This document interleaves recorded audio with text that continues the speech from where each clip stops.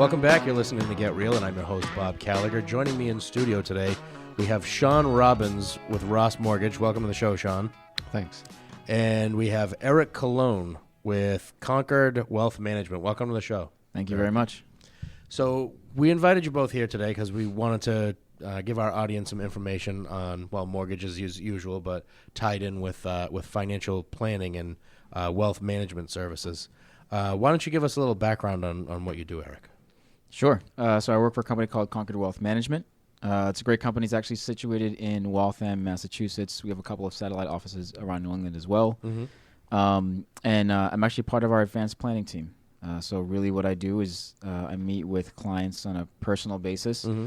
and some small businesses, and we kind of work on a very either broad range, meaning we do sort of their whole financial plan, like a blueprint, mm-hmm. Something they can actually take as a tangible to reach goals, and or we also take targeted approaches where we're looking at just, helping them with, retirement planning or college education or other areas there, or protection planning, estate planning, and stuff like that. Mm-hmm. Okay, great. And Sean, why don't you give us a little background on what you do at Ross Mortgage? I am a mortgage originator, mostly residential, and work with most clients out of the greater Boston area. Excellent. So I know that before we got started today, we talked a little bit about a millennial video series that you've been working on because a lot of your clients, or some of your clients, are millennials. Can you give us a little bit of information on the video series you're doing and what it covers? Sure. So it covers a sort of a broad range of topics. It's not mm-hmm. necessarily situated on just finance. Obviously, millennials is or so I'm told, a bigger group than the baby boomers now, mm-hmm. as far as the population. So, and I am one of those on the tail of the older tail end of that. Yeah, you have to say the tail end. I otherwise had to say people stop listening. Correct. And so with that said, basically, there's these things that are happening with millennials in general. And it can be finance-based, but it's also within leadership or within their careers or even just personal. And so mm-hmm. what I'm actually doing in the process of is creating these sort of video series that are, just maybe 5 or 6 minutes long. And what it really does is it focuses on certain things. Like I have a really good friend of mine who created her own business. Well, what are some of the things that sort of the trials and tribulations of starting your own business? Mm-hmm.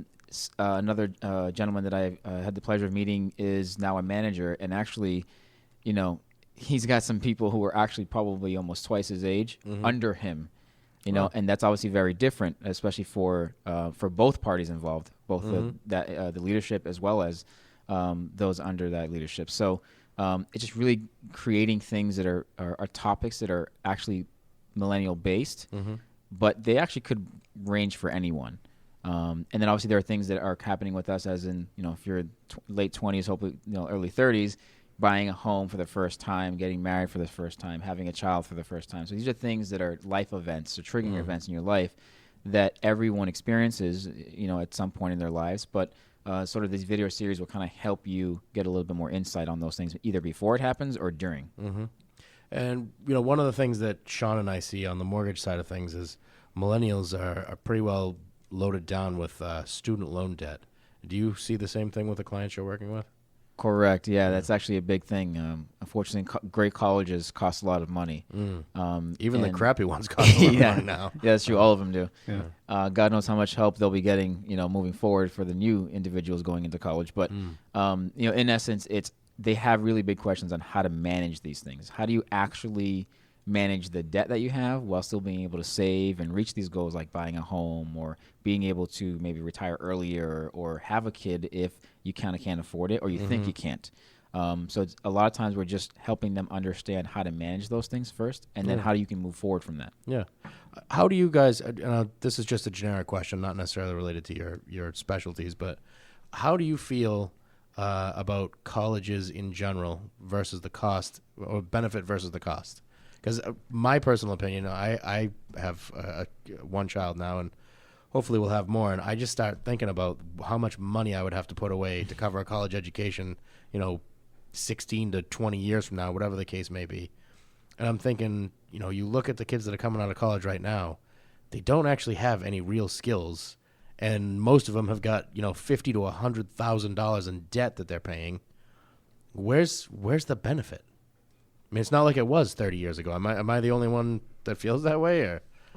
Or Honestly, I agree with you. I have a 5 and an 8-year-old, and it's a daunting thought, what you're going to do in regards to college and how you're going to pay for it. But as well, if you advise them to go down that road, and you've got to then now obviously contribute along with them.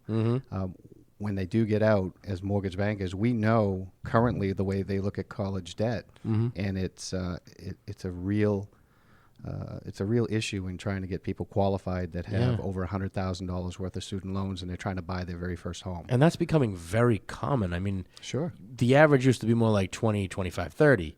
Now it's more common to see it up near 6 figures, if not over. Yeah, if they've done undergrad as well as go for their masters, and you do get these overeducated folks that put a great deal of time, and that money just goes up. It can be close to $200,000 when they're done. Yeah.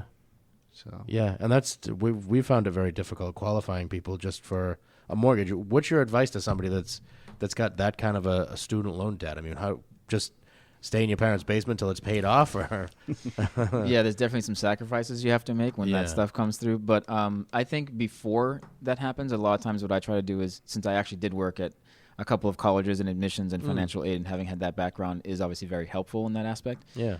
What I try to do is when, first of all, your time horizon, how long you actually have to plan for those things, is actually your best friend. So even starting is difficult, but I think that number one, if you just start, that's the first step. Second step is knowing what options you have. So get educated on what you can do before you actually start doing something. Right. But still do something. Right. So I think those are the first two pieces. But if someone's coming to me and it's after they've already gone out of college and they're sort of paying their debt, I do my best, and my team does their best to be very realistic with them. Right. Because one, a lot of this information that they can get is accessible online, which is great. But sometimes they want to have some sort of personal approach to these things, and it's a more emotional approach, not necessarily just here, what I read online, this is what I should probably do. It's actually sit down with somebody who knows their situation as best they can, be very open and honest with them, and then look at, okay, well, realistically, what can you do to get to that goal? And you can pull different levers, right? First, you got to have a goal. Say, okay, I want to drive to California. Great. That's your goal. As you start progressing, well, what road do you have to take? Like, what turns do you have to take? What if there's a blimp on the road and basically you got to go around that, and like Waze works? So it's a GPS system that really works well, but you have to start first and have an idea of what you're trying to accomplish, and then actually start making steps towards it, and you're going to alter the plan. No plan works exactly as you say it's going to work every single time, no matter what. And it's just making a plan is really the thing that gets people to that place. Right. So, I mean, in general terms, I mean, you're probably looking at $100,000 a kid even going to state school 15, 20 years from now. Yeah. You got 3 kids. I mean, $300,000 just to send them to a state school. How does the average person plan? How do you come up with that kind of money? So a lot of times, what I've seen is they've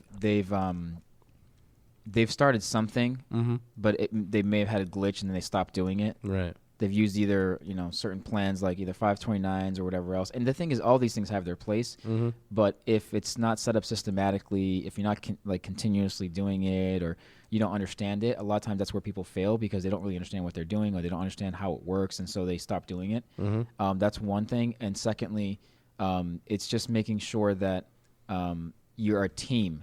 Because a lot of times other people in the family can kind of help a little bit, or help you plan for it or whatnot, and they don't have to just try to get as much money from the government as possible for going, because sometimes you don't qualify for it, and sometimes you might not get it. So the earlier, maybe when they're 8, start planning. When they're 5, start planning. Even if it's very little money per month or per year, whatever you can, that still grows to something when you're finished. Right. And it'll still help you towards whatever they're trying to do, and have some flexibility there. Right. But the biggest thing is just starting something. It must be difficult, in your world, trying to help somebody who's just starting a family, needs to buy a house, save for college, save for retirement, pay off debt. I mean, there's only so much money coming in. What's in general terms, how do you advise people, what's the most important thing in most cases? Yep. So I always have them create a budget And I would say there's actually two budgets. The first budget is the necessity budget. That's the one that actually, these are the things you have to pay: food, clothing, water, the gas bill, car payments, car insurance, all that kind of stuff, the mortgage, and that is a necessity. Then there's the other budget. And the other budget, usually what I include is the miscellaneous or lifestyle expenses. And usually those two budgets, there's kind of a big difference, right? Now, it's always up to them to what they're willing to sacrifice. And sometimes they don't have to sacrifice. Sometimes we can actually find other places that they can actually save. But that's the first thing we want to do is, are they overspending in one area that they can actually help themselves redirect towards another area? The other thing is looking at, where are they spending currently? Are they spending too much on their mortgage because they can refinance? Are they spending too much on their property and casualty, where maybe they need an umbrella policy or something that can help them sort of either get more coverage for the same price or lower their premiums, and they're saving money, and that can get, again, redirected. The biggest thing is financial waste, and I think everyone has some form of it. It's just a matter of understanding where it is and how can you redirect it towards those goals. Excellent. Excellent. So why don't we talk, going back to the millennials a little bit more, how do you prep millennials for home buying? Because a lot of them are paying outrageous rents. They're living in the city. I talked to a couple last week. I think they're probably at the lower end, but they're paying like $2,200 a month for a tiny little apartment. How do you advise them to start saving for the down payment while they're spending that much of their money on rent every month? Great question. So the first thing I do is I ask them to tell me how they think they should do it, or how they have been doing it, so I can understand what their mindset is. And then from there, I look at, okay, great. Well, have you thought about this? Have you thought about this also?